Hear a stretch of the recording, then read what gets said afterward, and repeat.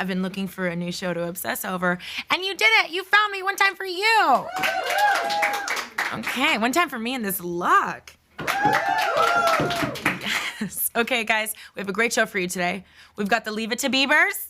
We've got Kim and Kanye. We've got Nicki Minaj and Meek Mill.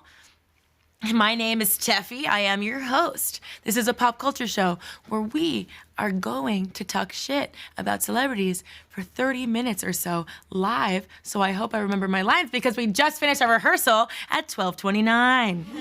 Okay, guys? So I cannot even begin to describe the humiliation, the public humiliation that I endured yesterday that I did not deserve because I believe that I'm a good person, okay? So after work, I went to CVS, right? And I just want to say, like, I love being at CVS. I could be there for hours. Some people feel that way about Target. I'm a tour. But I feel that way about CVS, okay? So it's my happy place. I love it. And yesterday, I had to go to the pharmacy, right? So Molly, writer producer, and I were doing what we normally do, texting back and forth, you know? And this CVS that I'm at is the same CVS I have frequented for more than 3 years, okay? I go there every time I need anything at all, so I'm there a lot. So, I mean, I know when they have new deliveries. I know when there's gonna be a new product launch at CVS. So, like, Physicians Formula, big fan. Milani got all the lipsticks, you know? So I know everybody there, and not by name, but 100%, I know the 99.9% of everybody by face, okay? Like, I will see a new person, I'm like, oh my God, new hire, you know? So anyway, I'm at line to pick up at the pharmacy.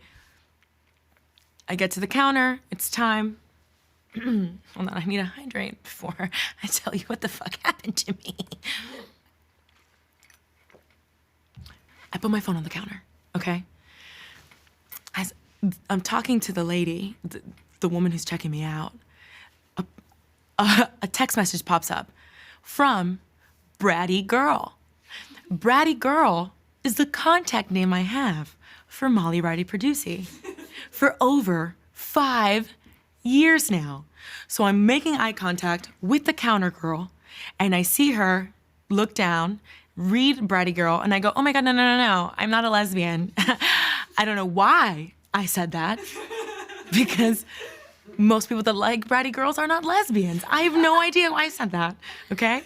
It could have been my daughter. I have no idea why I said that. So I'm actually like not a lesbian. It's actually like one of my very best friends.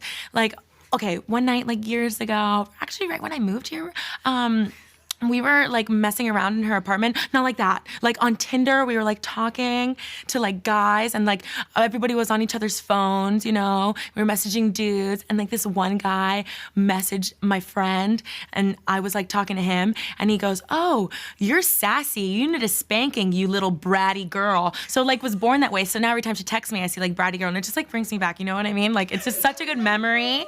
You know what I mean? Like those nights, like those kind of nicknames, you know? And you know what?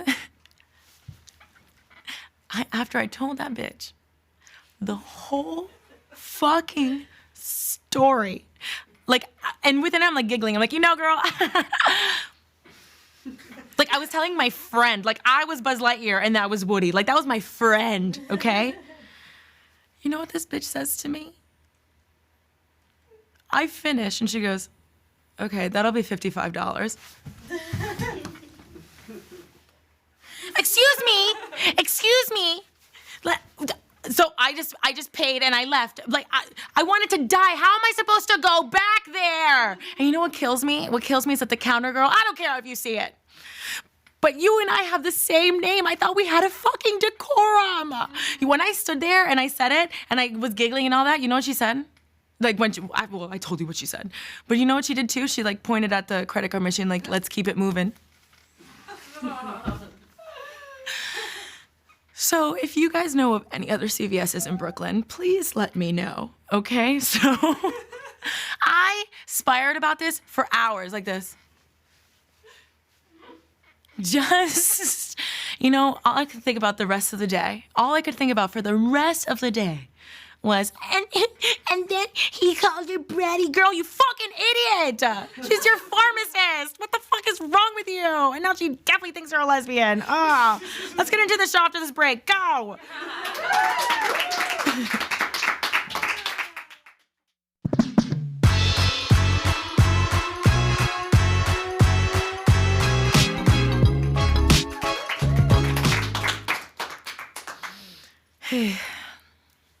Let's get into the show. Healing starts now. Okay. So Kim and Kanye quiz each other. So they interviewed one another for Architectural Digest. You couldn't just call the magazine Houseies. You had to call it Architectural Digest. Okay, whatever. We have a clip. When was the last time you used a pool? I've never used our pool, actually. What? Yeah, can you believe that? But I love our pool. You know, we don't have a jacuzzi. Can you believe that? Can you believe we don't have a jacuzzi? Kanye, do I like you or not? Because that just made me love you. You make it so hard to love you. Quit gaslighting me with your personality. I keep going back and forth. Snip, snap, snip, snap, snip, snap.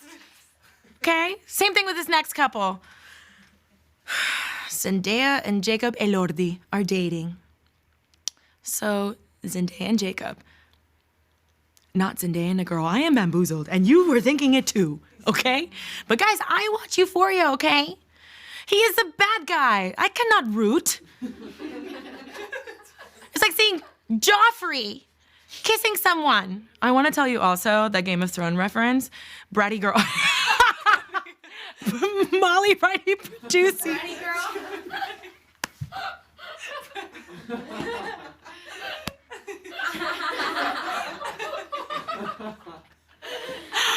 Oh, that is rich. Okay. So she started watching Game of Thrones on the last season, and whenever I wanted to hang out, she's like, I can't, my show is on. My show? The last season. So much that I was like, oh, you know, Joffrey, he's evil. And she's like, And I was like, I can't even talk to you. I can't even talk to you, okay? Anyway, it's like seeing Joffrey kissing somebody, and I'd be like, what are you doing? He's evil. He's not good, you know? And I guess her and Timothy Chalamet IKEA trip didn't mean anything at all, you know? Classic IKEA. You have all the parts and you just can't get it together. It would have been great, you know? Just, Zendaya, quit playing games with my heart. With my heart, I should have known from the start. You and Timothy would fall apart. Okay, so if they are dating, they are the Troy and Gabriella of Gen Z, High School Musical. You know about it. You know I love it. But darker, more pills, revenge sex, porn, you know? And better makeup.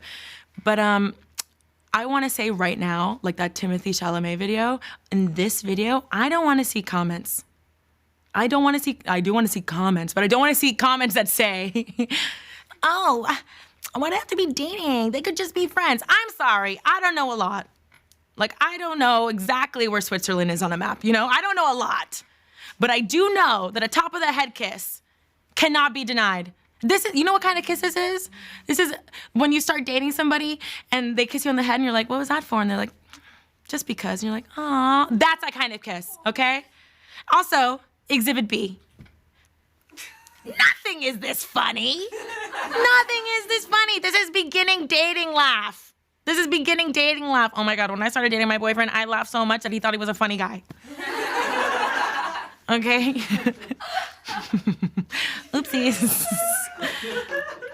A source says, okay, excuse me. Jacob and Zendaya have been seeing each other for months now. They started as close friends, but it became romantic after their show ended. Let's throw that into the Tefi machine, huh? Let it load. Started off as friends, then you were my girlfriend. No. It's loaded, go.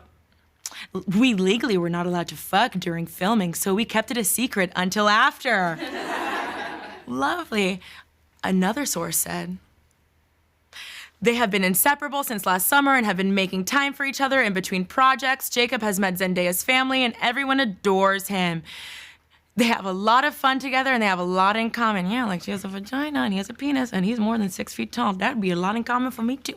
But the guys.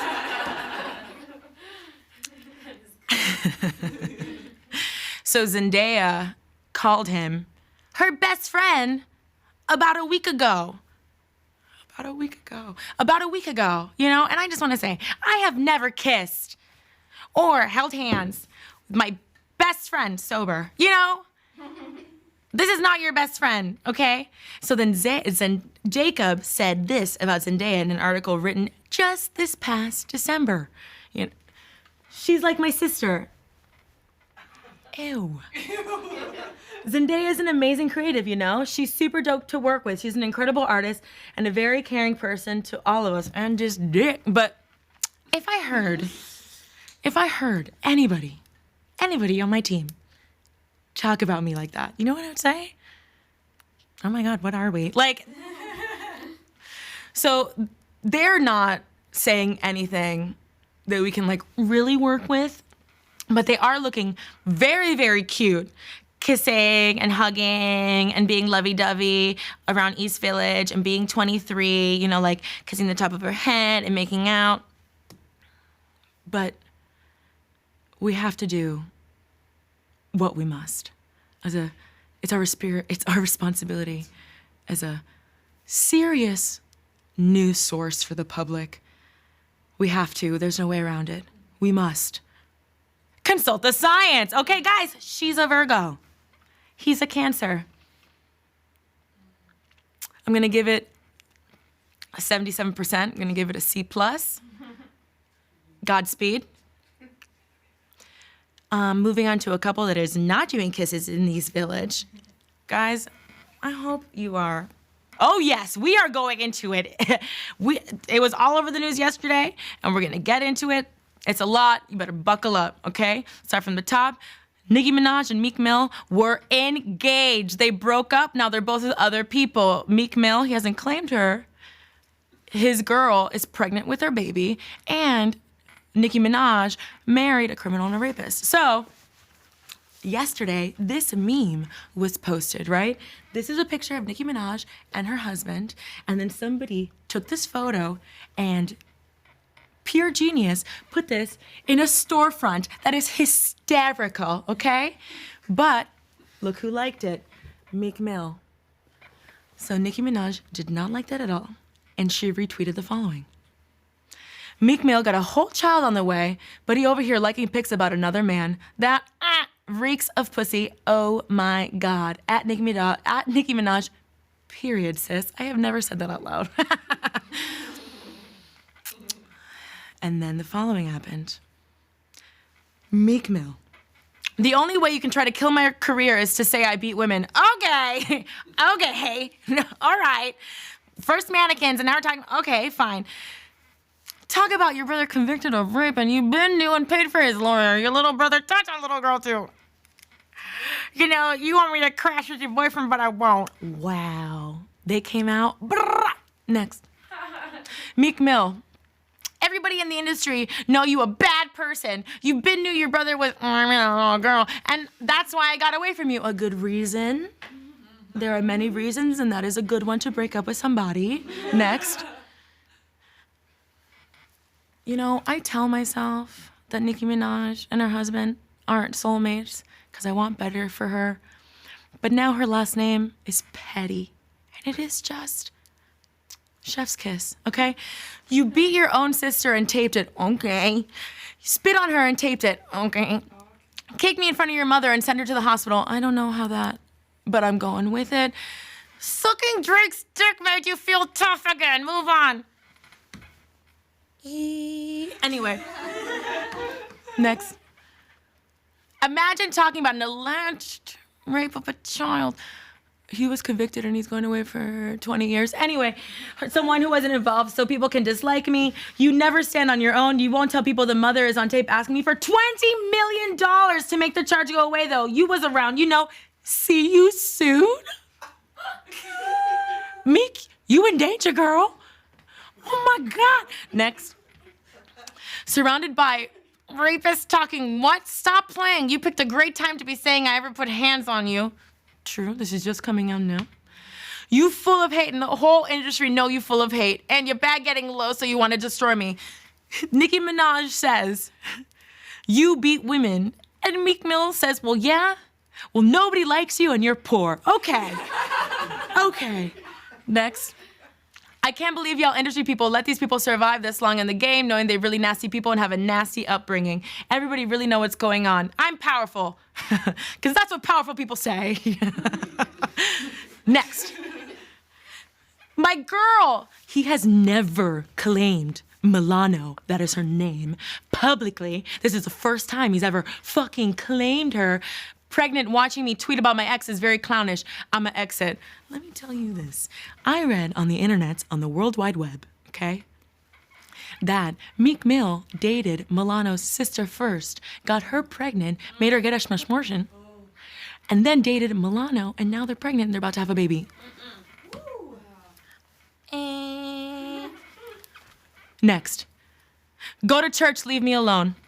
I want everyone to know out there, whether I know you personally or not, if you ever try to beef with me in any capacity, I will be replying with this verbatim, okay? So my team and I, we got together, we put all our heads together, we did all the calculations, and we wanted to decide who won this Twitter fight, okay? Julie Graphic Designing hit him with the points. Neither of you, this is very, very, very embarrassing behavior. This is very embarrassing. If you guys like each other this much, just get back together. I'm dead. Let's go on a break.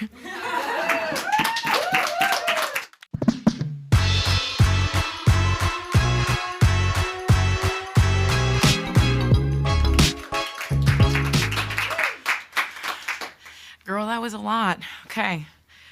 Let's get into some more deep shit. Justin Bieber gets emotional in video. Okay, so Justin Bieber's docuseries is still the opposite of good. And every time they show Scooty Braun on the screen, I'm like, because that is what the media has told me to feel, so I'm just running with it. Also, I think you'll agree, he has a face that is very, how do you say, punchable. You know, I feel like he's the kind of guy that like mansplains everything. That's the energy that I get from Scooty Braun. But anyway, Bieber admitted on camera that he started using marijuana when he was 13 and then moved on to ecstasy and then shrooms and then pills and then alcohol. I don't know why alcohol was last. What the fuck? Have a Corona, you know? Guys, when I was 13, I tried alcohol and I was like, oh, this is yuckies. Why would people drink this when we have chocolate milk? And then 2 years later, I was like, oh, okay, I get it. This makes it easier for me to have sex with my boyfriend. So, Biebsies goes on to say this. Sorry, my bad. People don't know how serious it got. It was legit crazy scary.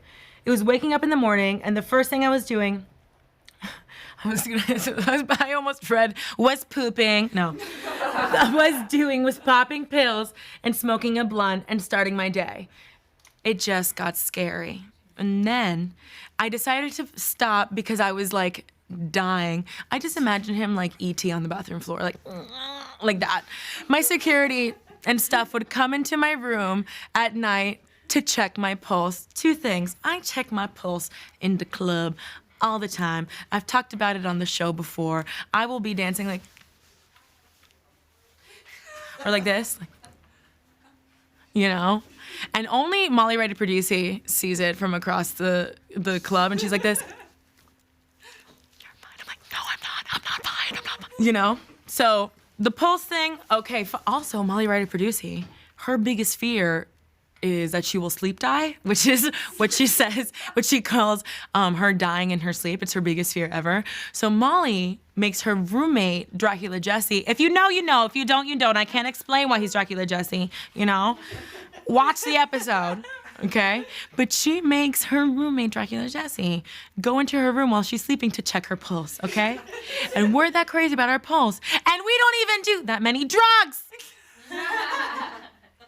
Also, as a woman, reading all that shit he was doing at 13 on a regular basis, you know what I thought? Wow, that'll really fuck with your vaginal pH. Pee like mustard, but anyway, I digress. You know what's insane? What is insane is that you can have all the money and all the resources and all the land and still just not be okay. And I think that's what gets me about pop culture. Like, I think that's really what fascinates me. One day, you're invincible cover of Vogue. And then the next day, you're Lindsay Lohan from 2007 to today. But watching the docuseries, you can really see that he's like a sick person, like mentally and physically. Like, you can see that he's like not okay. And he even got doctors to be in the docuseries to explain his diagnosis. You don't gotta do all that. We already Googled our asses off. I know everything about Lyme's disease. Lyme, my bad, not the fruit. Lyme disease.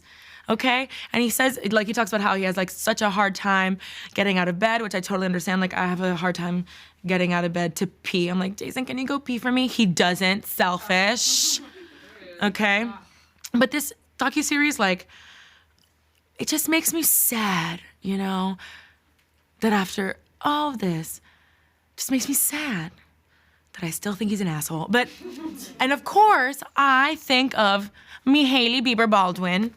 You know, I can't imagine someone who is like just so pure and good-hearted with such good skin being with someone like this, you know? But then I read this interview that she did, okay? So Hailey Bieber did this interview with Elle Magazine, right? Where she opened up about her marriage to Justin Bieber. Can I just say, side note, can I just say these celebrity interviews are so fucking extra and so painful to read. Like the first sentence of this interview, the first sentence is the intro. Hailey Bieber admits she loves seasonal lattes, even though I know it's basic. Well, as long as you know. Like, I have no idea. What the fuck? Like, it's always like they were wearing a cotton t-shirt and Madewell jeans with Gucci loafers, blending in perfectly with the tiny, small, quaint, cottage-like corner in this very normal, approachable environment that for just a moment, I forgot she was a megastar and bajillionaire. She was nice and she treated me like a human. Like, it's so extra. But anyway, here are some usable quotes from the interview. When we first got married, we were just figuring out our life together. I felt like putting a wedding in the middle of all that would be really hectic and stressful. I should let this go, but I won't. Sorrow. Okay, hold on.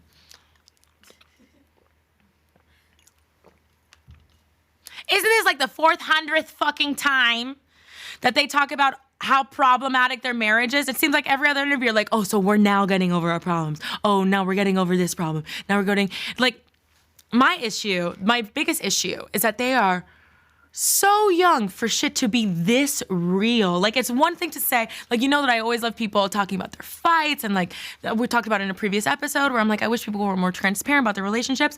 But it's one thing to be like, you know, I don't know, he's not as neat as me, and it just drives me crazy, versus being married to someone so sick, can't get out of bed, everything hurts, he has to go into therapy every day, and he has mental ill. Like, it's just so much. Like, we have another quote. It was months of me being a new wife trying to help him figure out what was wrong and what was going on. I just also want to remove this like stigma that love has to be so fucking miserable, like this marathon uphill in San Francisco in desert sun with ankle weights on. Therefore, marriage is this like daycare jail, you know? Also, in this docuseries episode, which one is it? Doesn't matter, but listen, they have this rule that no phones when they're in bed, you know? And I can understand how like some couples who are like so busy, they don't get that time together, how that would be like a thing that they do. And I could see Justin like needing this rule because I'm sure he's hard to ground. A Pisces, classic science at it again. But listen, I get it because this sounds very like self-help, healthy. Like if you were to Google like, how do I bond with my partner more? Phones off or no phones in bed. Like in theory, this is what you should do in a relationship. It's so like, their life is so jam-packed with like, work and tours and marketing and bad singles, blah, blah, blah, blah, blah, blah, blah. But like, for example, so 3 out of 5 people on my team this morning were like, yeah, actually, that's a nice idea, you know? And I was like, oh, I get it. You're not AD. App dependent like myself. For me, it's gonna be a no-go. A no-go. I need to comfortably TikTok in bed at my leisure. I need my memes at my leisure. Like if my boyfriend were to look at me and be like, hey, no phones in bed, I'd be like, what are you talking about? Night Twitter is about to start popping off. What are you talking about? If there were no phones in bed rule, I would have missed Nicki and Meek. I would have missed it. You don't want that for me. Love me for me. Also, my boyfriend's version of this fucking rule is moving the TV. Oh, I'm pissed about it. And you know that I am, sir. You move the TV into the living room and you're like, it's more comfortable there. I like it better in the living room. Well, of course you do. Of course you do. You have more room to be on your Switch. You have more room to be on my laptop playing the war game. You have more room for your bong that you have not cleaned in years. You know? It's the color of a cigarette filter. Oh, I said it. It's awful. You know what I mean? And then it's more comfortable for you to watch your war documentaries about the Bay of Pigs. How many times are we going to talk about what happened? I know exactly what happened. I could tell you, wiki it, when I'm done watching the JFK interviews. You know? And you get to lay down on the couch, you know what I mean? Like you're suffering from rigor mortis with your 400-pound legs on me and you ask for a foot rub every 6 minutes on the dot. Of course you like being in the living room. So I'm gonna be in the bedroom. I'm gonna be in the bedroom, ticking and a-talking. Back to Haley, god damn it. She's so sad, you know? And she's not like, when you watch this documentary, she's not like a wife. She reminds me of like, literally assisted care nurse. Like that's the vibe that I get from her. And I didn't know this. I learned it from like you guys commenting on the YouTube videos about her family dynamic, that her dad suffered from drug abuse and alcoholism, you know, and the mom stayed with the dad through all of that. And he had an affair with his masseuse, which is so tacky. It's so tacky. Oh, the predictability is just disgusting. You know, I would have divorced him just for that. Be creative, you know? But I think that since she lived through that, I think that Haley thinks that love is actually supposed to be this fucking hard, you know? Someone hug her, embrace her, bosom to bosom, skin to skin, like I do with newborn babies, you know? So I think she's throughout the documentary, she talks about healing. And I just feel like she's trying to fix Justin with like her love and her love of Jesus. She loves Jesus so much, you know? And I think it's like wearing her down. Like, look at this clip from the docuseries entitled, Get You to Love Me. I mean, Seasons. People who used to have a drug problem, when they get sober, the pleasure centers of their brain don't work the same. So what NAD does is it actually helps to repair that part of the brain. It helps to repair your pleasure centers to balance them back out. Like, the wrinkles that this man would give me, okay? Like, and they have only been married for 2 years in September. For 2 years. And you know what? I bet you it's like fucking dog years to Haley. 7 years each, you know? And what does Justin give Haley? Exactly what she needs. She needs somebody to take care of. That got a little too real. But you know what I gotta take care of? This break. I'll see you real soon.